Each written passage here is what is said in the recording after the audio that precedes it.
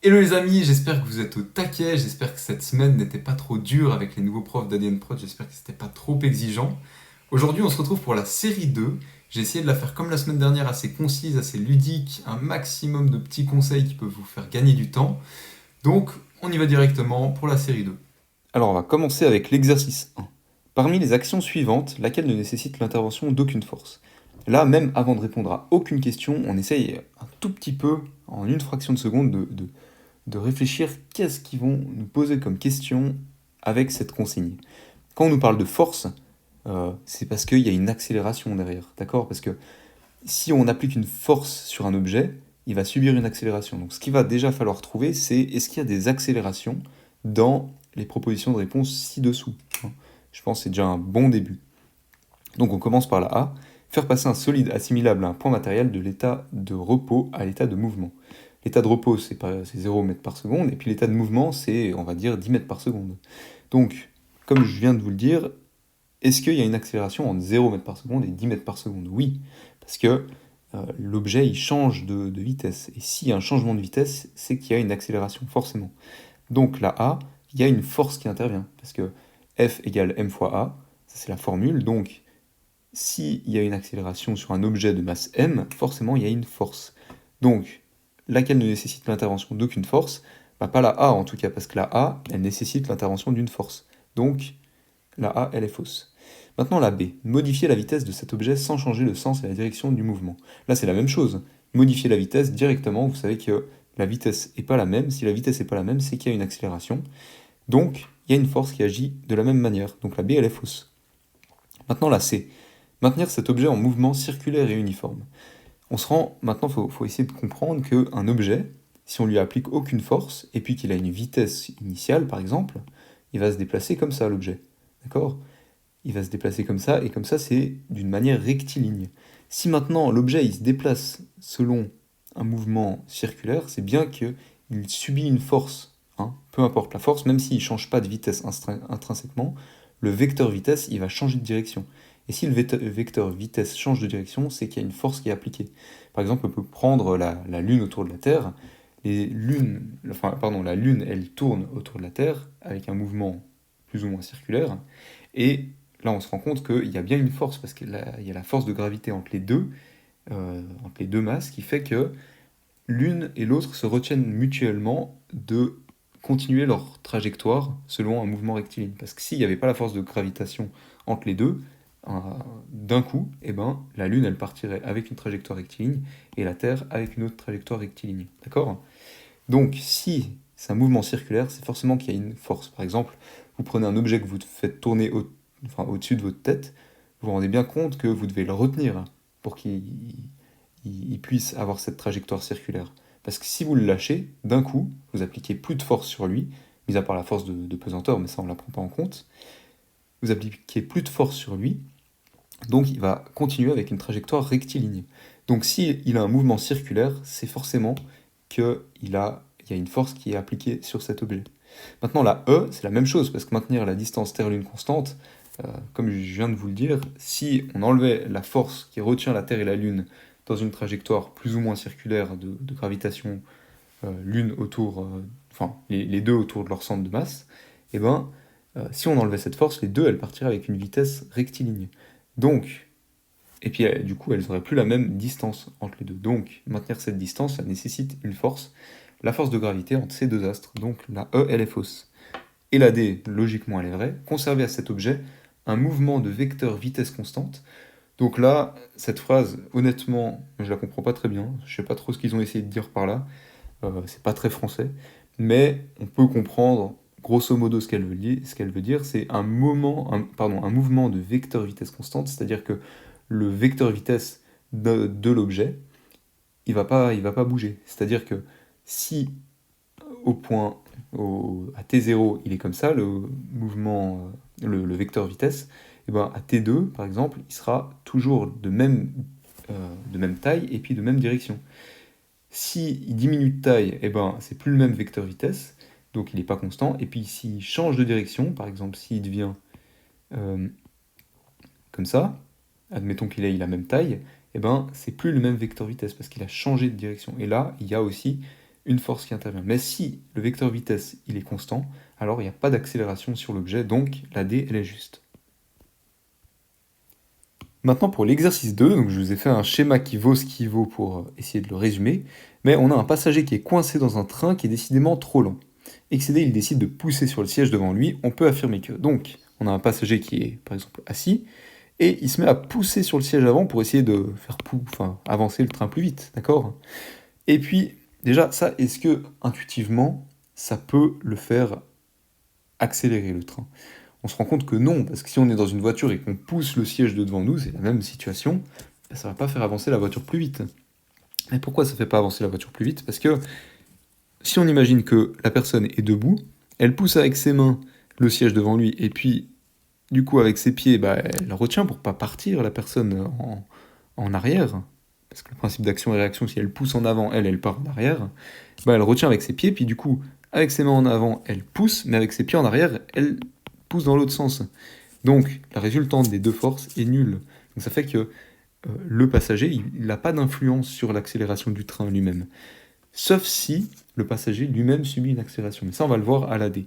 Mais déjà, à la A, comme le passager applique une force vers l'avant, le train complet accélère. Ça, on a vu que non, parce que il applique, oui, une force vers l'avant, mais s'il applique une force vers l'avant et puis que lui-même ne bouge pas, parce qu'il reste assis, c'est bien qu'il applique aussi une force vers l'arrière, parce que son dossier le retient. Et donc, si son dossier le retient, c'est que lui-même applique une force vers l'arrière contre son dossier, vers l'arrière du train. Donc la A, elle est fausse. Maintenant, la B. Le passager exerce sur le dossier de son propre siège une force dirigée vers l'avant. Donc ça, pour ça, il faut faire un schéma. Donc si le passager exerce une force vers l'avant sur le siège avant, eh ben, sur son siège, il exerce une force arrière pour que la résultante des deux forces soit nulle. On voit bien que s'il pousse le siège avant, eh ben, en même temps, il se met à pousser son siège arrière. C'est comme si vous êtes dans une voiture, vous poussez le siège devant vous, vous allez être collé contre le dossier de votre chaise. Donc vous allez exercer une force vers l'arrière sur votre siège sur lequel vous êtes assis.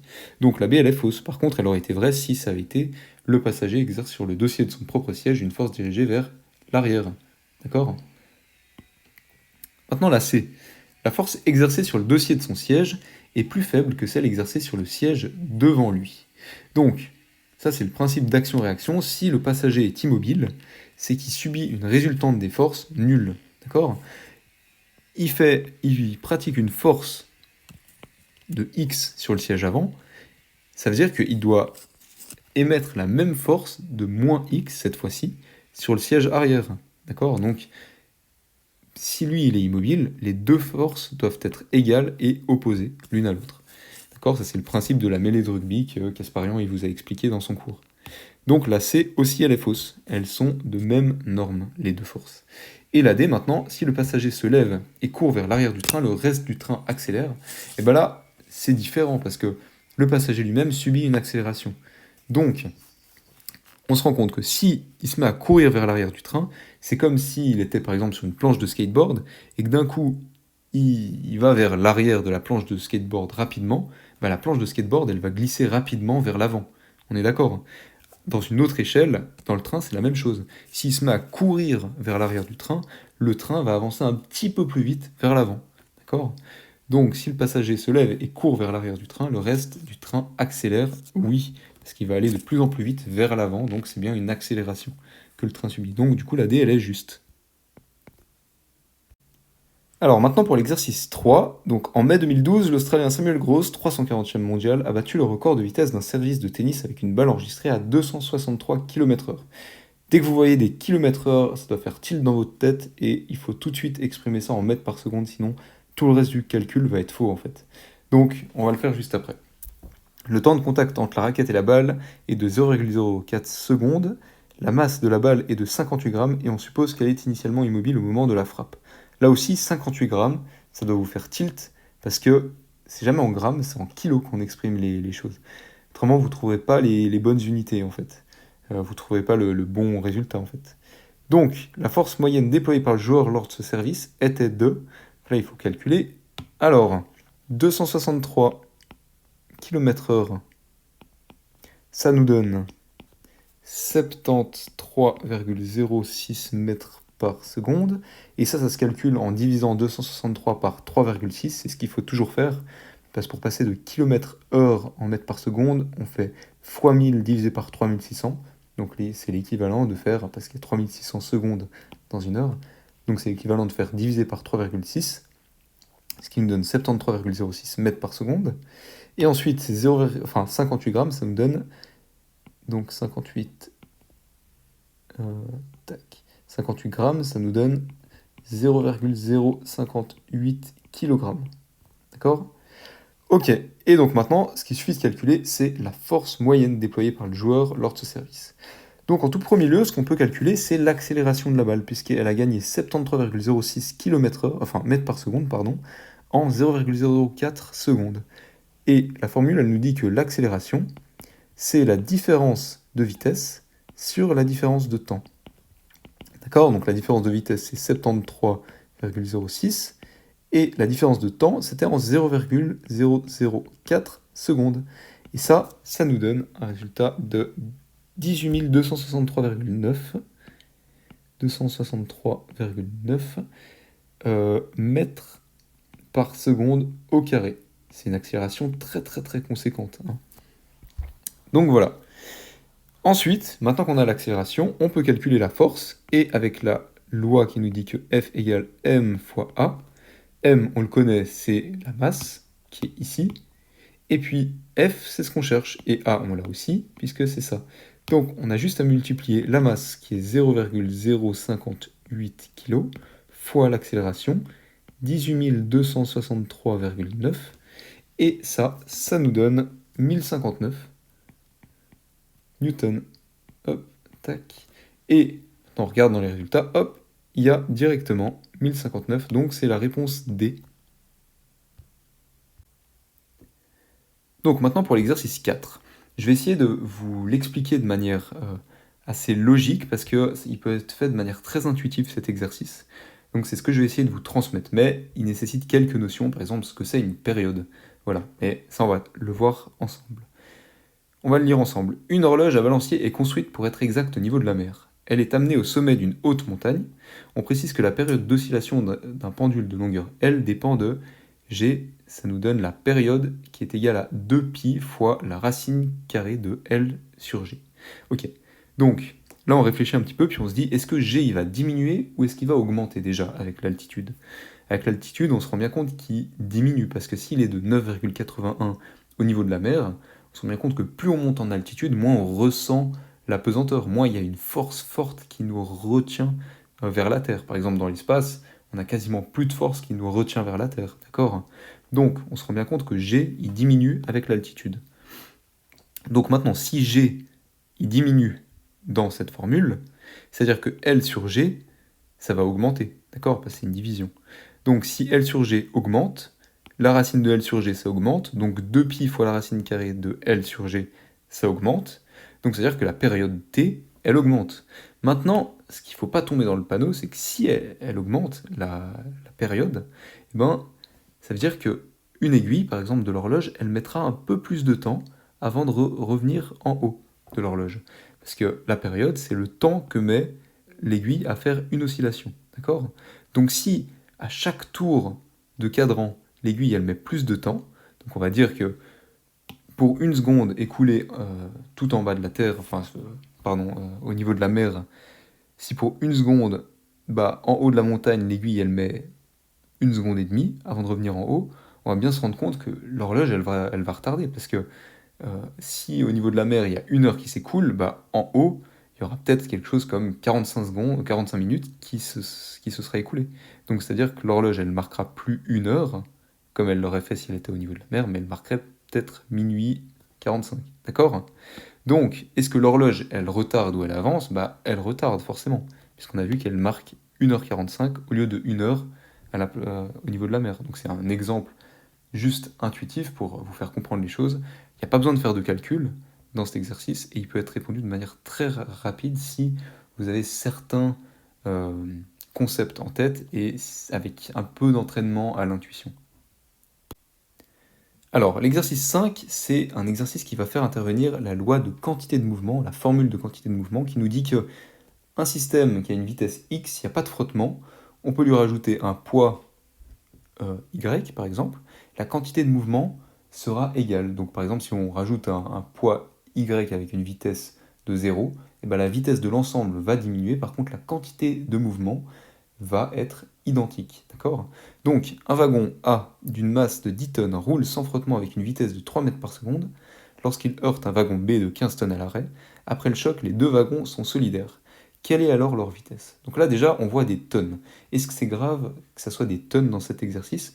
Non, parce que ça c'est l'intuition qui nous le dit. À force de faire des exercices, vous verrez dans quels exercices il y a besoin de transformer les tonnes en kilos ou pas. Tant que vous n'arrivez pas à avoir cette intuition de est-ce qu'il faut que je traduise en kilos ou pas, traduisez systématiquement dans les unités internationales qui sont le kilo, les newtons, et voilà. Là, moi, je vais le faire sans parce que mon intuition me dit qu'il n'y a pas besoin, ça ne changera pas le résultat final, parce que c'est proportionnel, et voilà.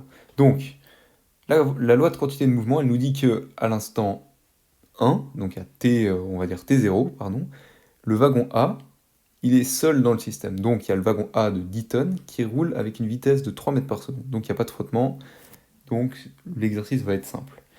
Donc la loi de mouvement, elle nous dit que la quantité de mouvement à T0, elle va être égale à M fois V. Donc M c'est 10 tonnes, parce qu'on parle que du wagon A, 10 tonnes, fois 3 mètres par seconde.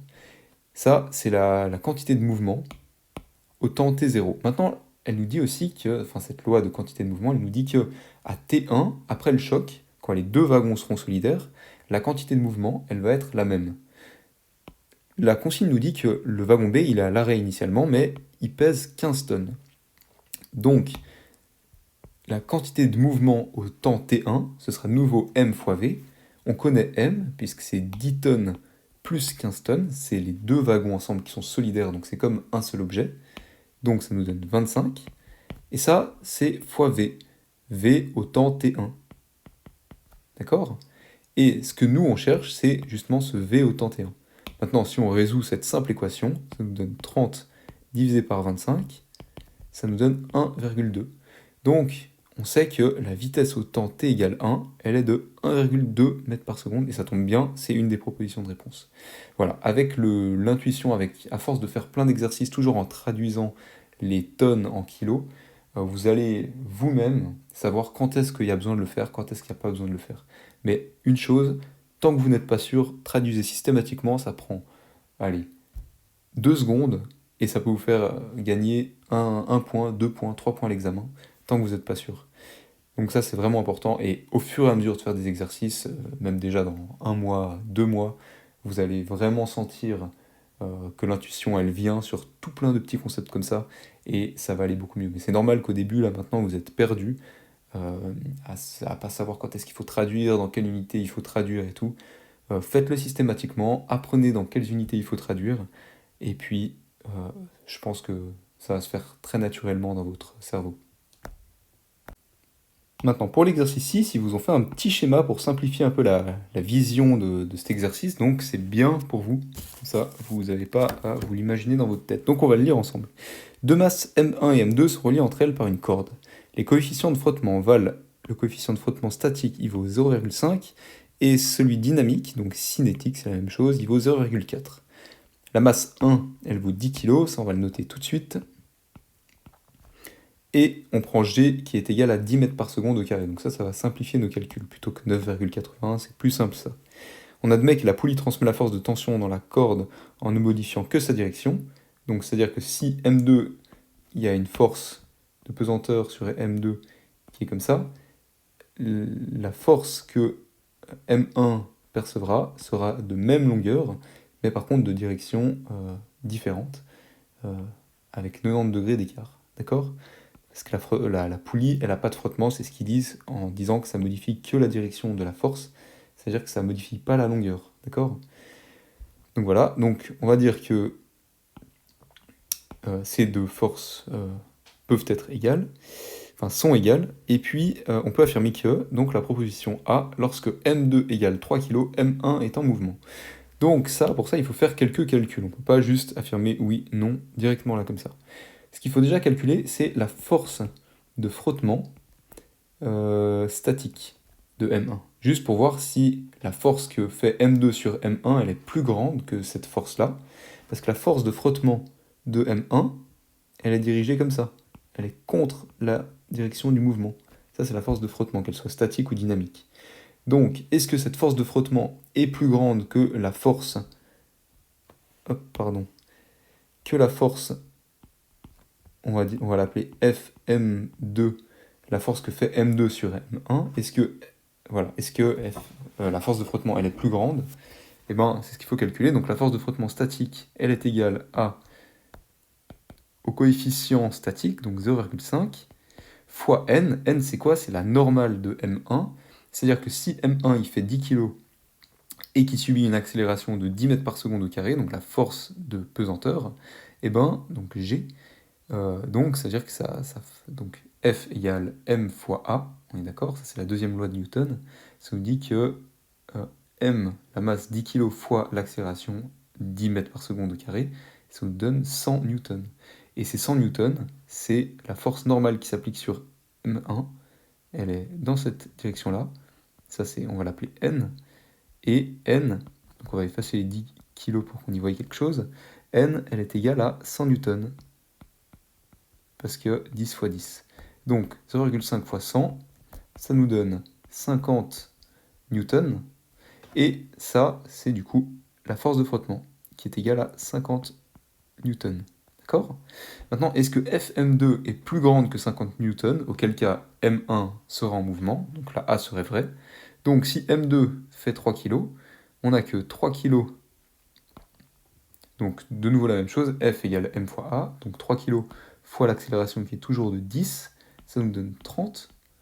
Donc ça c'est Fm2, on va l'appeler. Est-ce que 30 newtons, c'est plus grand que 50 newtons? Non, c'est plus petit. Donc, ça veut dire que la force M2, ici, elle est plus petite. Donc, je vais la renoter ici, 30 newtons. Ça, c'est dans le cas où M2 est égal à 30 kg. Et ben, si cette force-là est plus petite que celle-là, l'objet, il va pas changer. Enfin, il va pas bouger. En fait, cette force-là, elle sera égale à 30 newtons. C'est ce que la formule de frottement statique nous dit. Elle nous dit que la force de frottement statique est plus petite ou égale à, justement, 50 newtons. D'accord? Donc, elle va égaler en tout temps celle-là. C'est-à-dire que s'il n'y a pas de force ici qui est appliquée, la force de frottement, elle sera nulle. On conçoit bien qu'un objet qui est posé sur une table, il ne subit pas de force de frottement. Maintenant, c'est si on essaye de lui appliquer une force dans un sens qu'il y a la force de frottement qui va répliquer dans l'autre sens. Voilà. Donc, la force de frottement, elle sera au maximum de 50 newtons. D'accord? Donc, si Fm2 est de 30 newtons, la force de frottement sera de 30 newtons, les deux s'annulant, M1 ne bouge pas. Donc la A, elle est fausse. Maintenant, la B, M1 reste au repos tant que M2 est plus petite que 5 kg. Donc maintenant, si M2 fait 5 kg, donc tout ça, ça change. Et puis, on se trouve avec 50 newtons. Voilà. Et maintenant, M1 reste au repos tant que M2 est plus petite ou égale à 5 kg. Ben, on se rend compte que si M2 dépasse les 5 kg, à ce moment-là, la force agissant sur M1, elle sera plus grande que 50 newtons. Et 50 newtons, c'est bien la force de frottement maximale statique. C'est-à-dire que au-delà de 50 newtons, l'objet va se mettre en mouvement. Voilà. Donc, M1 reste au repos tant que M2 est plus petite ou égale à 5 kg, ça c'est vrai. Donc, la B, elle est vraie. Maintenant, la C, lorsque M1 est au repos, la tension dans la corde vaut 100 newtons. Est-ce que si M1 est au repos, admettons que M2 fasse, on va dire, 1 kg, donc il y a 10 newtons, est-ce que la force dans cette corde, elle est de 100 newtons? Bah non, parce que si on va dire que M2 fait 1 kg, et ben ça fait 1 fois 10, ça fait 10 newtons. Donc c'est-à-dire que cette force-là, elle sera de 10 newtons, par exemple. Donc non, clairement pas. Et en plus, si M1 est au repos, Fm2 ne peut pas être de 100 newtons, donc la tension dans la corde ne peut pas être de 100 newtons, parce que si c'était de 100 newtons, M1 ne serait pas au repos, il serait justement en mouvement, parce que Fm2 serait plus grande que la force de frottement statique. D'accord? Donc, la C, elle est fausse. Et maintenant la D, donc un vrai moins. Maintenant la D, lorsque M1 est en mouvement à vitesse constante, voilà, donc si, on va juste déjà regarder ça, si M1 est en mouvement à vitesse constante, c'est-à-dire qu'il subit une force autant grande dans ce sens-là que dans ce sens-là, puisqu'il ne subit pas d'accélération, d'accord? S'il est à vitesse constante, il n'y a pas d'accélération. Donc, c'est-à-dire que la force de M2, donc celle-là, elle sera égale à la force de frottement.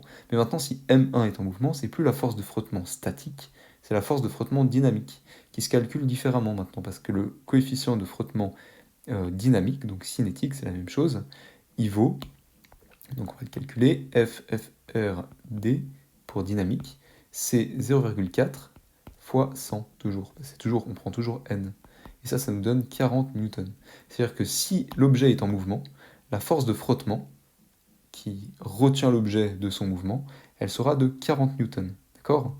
Donc, ça c'est la force de frottement statique ici. Si l'objet bouge, ce sera 40 newtons qui ira dans ce sens-là.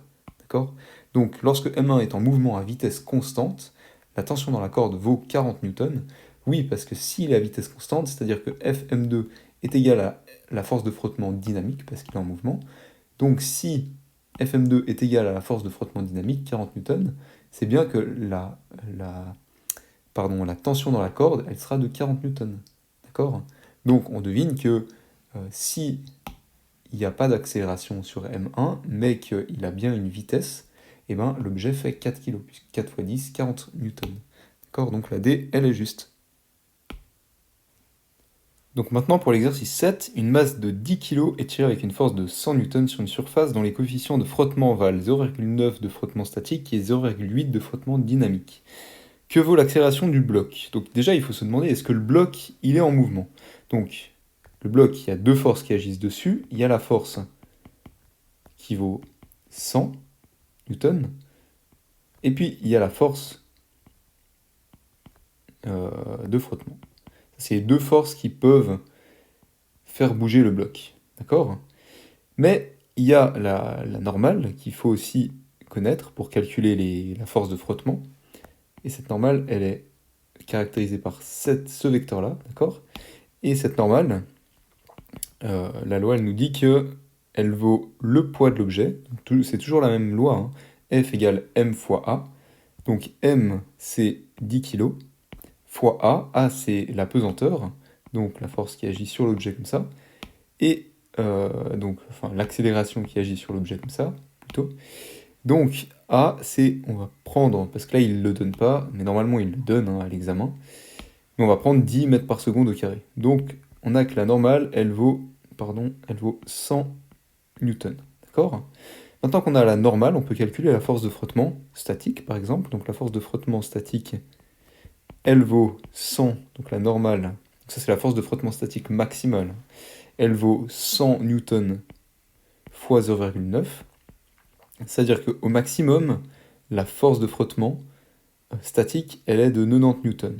Maintenant, est-ce que on a dépassé ces 90 newtons? Oui, parce que là, on a la force avec laquelle on tire l'objet qui est de 100 newtons. Donc déjà, l'objet, il n'est pas statique, parce que la force de frottement statique, elle ne suffit pas à compenser la force avec laquelle on tire l'objet. D'accord?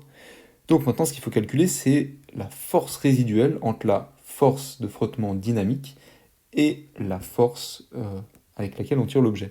Donc pour calculer la force de frottement dynamique, donc c'est la même chose que cinétique, comme avant dans l'exercice, on fait 100 newtons fois 0,8, ce qui nous donne 80 newtons. On a que la force de frottement, vaut 80 newtons, et donc c'est la force de frottement dynamique, parce que l'objet il est en mouvement, elle vaut 80 newtons, et la force avec laquelle on tire l'objet, elle vaut 100 newtons. C'est-à-dire qu'on a une force résiduelle de 20 newtons dans cette direction, et 20 newtons, ça nous donne une accélération de, c'est ça qu'il faut calculer. Donc la loi c'est la force égale la masse fois l'accélération. Nous on cherche l'accélération, donc la force c'est 20 newtons, la masse c'est 10, et pour que 10 fois quelque chose ça soit égal à 20, il faut que l'accélération elle soit égale à 2. D'accord? Donc ça veut dire que l'accélération elle est de 2 mètres par seconde, c'est la réponse C. Alors maintenant pour l'exercice 8, c'est un exercice qui prend un peu de temps, et à l'examen, si vous tombez sur un exercice comme ça, peut-être ne le faites pas en premier parce que il va vous prendre plus que 3 minutes, logiquement. Ça m'étonnerait qu'on le fasse facilement en moins de 3 minutes. Voilà. Donc on va essayer de le faire le plus vite possible et en vous expliquant les choses de la manière la plus ludique possible. Donc on prend une araignée d'une masse de 10 grammes qui est suspendue au plafond par son fil. On propose de modéliser le fil par un ressort de raideur K égale 5 newtons par mètre. On peut affirmer que... Donc on prend directement les propositions de réponse. A. Lorsque l'araignée s'accroche au fil, celui-ci s'allonge de 2 cm. Donc là, il faut calculer le x. Le x qu'on a dans les formules de système mécanique. Dans la formule de la force exercée par un ressort, on a F égale moins K fois X. D'accord? F, on l'a, parce que F, c'est F égale M fois A, comme partout. M, on l'a, c'est 10 grammes. Et puis A, c'est pas donné dans la consigne, mais par contre, c'est sous-entendu que c'est 10 mètres par seconde au carré. Mais vous inquiétez pas, ça, à l'examen, ils sont obligés de le donner si c'est 10 ou 9,81 mètres par seconde au carré. D'accord? Donc, là, on va prendre 10 pour simplifier. Ok, donc, avec cette formule, on a que la force, je vais vous le noter, ce sera plus simple. Donc, on a que la force qui est de 10 grammes, donc F égale 10 grammes, donc 10 grammes c'est 0,01 kg, d'accord? Fois l'accélération qui est de 10, donc ça nous donne 0,1 newton, d'accord? Maintenant, la force du ressort, ok, elle est égale à moins K, donc moins 5, fois X. Nous, on cherche X. On connaît F qui est égal à 0,1. Donc, ça nous donne que X, c'est égal à 0,1 divisé par moins 5. Ok? Et puis, du coup, X, ça nous donne moins 0,02. D'accord? Donc, est-ce que le ressort est... Enfin, est-ce que l'araignée est bien descendue de 2 cm? Oui, parce que 0,02 mètres, ça donne bien 2 cm. D'accord? Donc, la A, elle est juste. Maintenant, la B. Si l'araignée oscille verticalement sur le fil, sa fréquence sera d'environ 3,6 Hz. Donc là, on a une formule toute faite pour calculer ça. C'est la fréquence angulaire d'oscillation d'une masse attachée à un ressort. Cette formule, elle nous dit que W, donc la fréquence, je vais vous le noter, W, c'est égal à la racine carrée de K fois M. D'accord? On a que K, c'est égal à 5 sur 0,01, qui est la masse, comme on l'a dit juste avant. Ça nous donne la racine de 500, qui est plus ou moins égale à 22,36. D'accord? Ce 22,36, maintenant il faut calculer la fréquence, parce que ça c'est une fréquence angulaire, mais c'est pas une fréquence au sens propre du terme. D'accord? Donc pour calculer la fréquence au sens propre du terme, il faut retourner dans les formules de cinématique et utiliser la formule qui nous dit que la fréquence, elle est égale à la fréquence angulaire divisée par 2π. D'accord? Donc ça c'est juste de la trigonométrie. Mais si vous n'êtes pas à l'aise avec la trigonométrie, il y a tout dans les formules, donc il n'y a pas forcément besoin de tout comprendre. Et ça nous dit que 22,36 divisé par 2π, pardon, ça donne 3,56, donc 3,6 si on arrondit Hertz. D'accord? Donc si l'araignée oscille verticalement sur le fil, sa fréquence sera d'environ 3,6 Hz, ça c'est vrai. Parfait, maintenant la C. Si l'araignée était 4 fois plus lourde, la période d'oscillation serait 4 fois plus longue. Donc ça, il suffit de réitérer le calcul qu'on vient de faire, mais avec pas un poids de 10 grammes, mais un poids de 40 grammes, d'accord? Et on se rend bien compte que ce ne sera pas 3,6 Hz. On peut aussi s'en convaincre intuitivement par le fait que la fréquence angulaire d'oscillation d'une masse attachée à un ressort, elle dépend de la racine de 1 sur la masse, d'accord? Parce que la masse, elle est au dénominateur de la division, d'accord? Donc, on se rend bien compte que si l'araignée est 4 fois plus lourde, déjà la période d'oscillation, elle sera 4 fois plus longue, mais non, elle ne sera pas 4 fois plus longue, puis c'est la racine de 1 sur la masse, d'accord? Parce que, justement, c'est une racine carrée. Donc, intuitivement, juste avec les calculs et un peu de conception, on arrive à comprendre que c'est pas le cas. Maintenant, si on n'arrive pas à avoir cette intuition tout de suite, vous l'aurez au fur et à mesure de l'année, c'est sûr, mais enfin en vous entraînant, mais on peut juste refaire le calcul qu'on a fait juste plus haut, en remplaçant le 0,01 par 0,04, et on voit bien que ça ne donnera pas 4 fois 3,6 Hz. D'accord? Donc, elle est fausse. Et maintenant, pour la D, vous allez voir, elle est un peu piège. Après 0,56 secondes d'oscillation, pardon, l'araignée est revenue à sa position initiale. Donc, pour trouver ça, il faut calculer la période. Parce que quand on a, donc si là on a l'axe du temps et puis là la position de l'araignée au cours du temps, ça va faire ça, un petit peu. D'accord? Donc, entre ici et ici, ce temps-là, ça c'est le temps de la période, qu'on nomme T. D'accord? Donc ça c'est 1T, ça c'est 2T. Tac, d'accord? Et pour calculer justement cette période, donc savoir si elle revient à cette position initiale, euh, il faut calculer quelle est la période. Et la formule de la période, c'est 1 sur F. Donc T, c'est égal à 1 sur F. Et 1 sur 3,6, ça nous donne, pardon, donc je vais effacer tout ça, ce sera plus lisible pour vous. Ça nous donne 0,27, 28 plutôt, en arrondissant. 0,28, d'accord? Et maintenant, on pourrait se dire, bah non, elle ne revient pas à sa position initiale, à, à t égale 0,28 secondes, d'accord? Sauf que non, puisque elle aura fait deux oscillations complètes. Ça, c'est une première, et ça, c'est la deuxième. Donc elle sera bien revenue à sa position initiale, en deux périodes, comme je vous avais montré avant. Donc en 2t, c'est 1t, et le tout, ici, c'est 2t. Donc 2 fois 0,28, c'est 0,56. Donc après 0,56 secondes d'oscillation, l'araignée, elle sera revenue à sa position initiale après deux oscillations complètes. D'accord? Donc la D, elle est juste.